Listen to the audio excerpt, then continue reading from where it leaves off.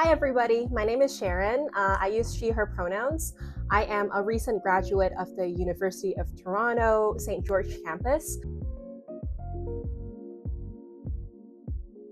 Yeah, thank you so much for joining us today. Thank you. So right off the bat, for those of us who might not be in the loop, what is asexuality and aromanticism? With asexuality, it would be people who do not have sexual attractions to people, but they're capable of forming having romantic interest. Whereas with aromanticism, these are people who are comfortable with sex, their sexuality, but then they don't feel any romantic attraction. Right, thank you so much for that. What inspired you to write this article? Why this topic particularly? So with this topic, it was actually from a pitch list that was posted by a former editor at the Varsity. Her name is Jessie, and that was one of the topics that she included.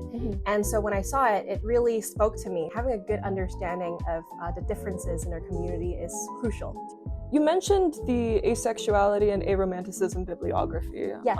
From the English department at UTM, was it? Is there a specific resource within this bibliography that you find particularly important or enlightening? It's fascinating because with this bibliography, it incorporates blog posts written by people who identify as aro-ace to the people who worked on this bibliography, the professors. They believe that it's really crucial to the understanding of the community because a lot of the times people from these communities, they express themselves best when it's informal.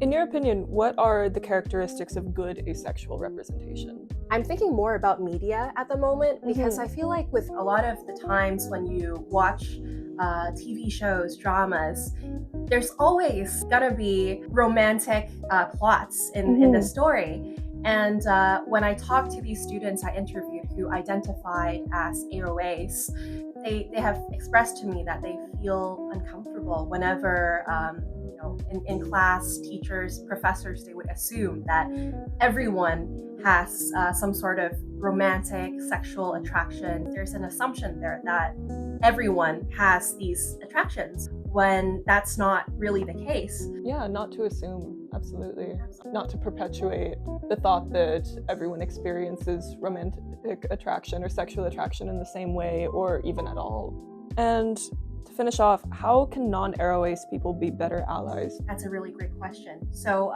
this is something that I learned so much from the students who spoke with me. They told me that it's very important, like what I said earlier, not to assume, just like how we're respectful of people's pronouns these days. So we always, whenever we talk to someone, we now have this culture of asking them, oh, what are your pronouns? And I think the same should be done with the aro-ace community because we have people who do not have these attractions at all. Before we make jokes like that or comments like that, we should really, just take a step back. Remember that, oh, not everyone is like me, myself. Absolutely. Being mindful of our differences is so crucial in effectively communicating with others and showing respect to people.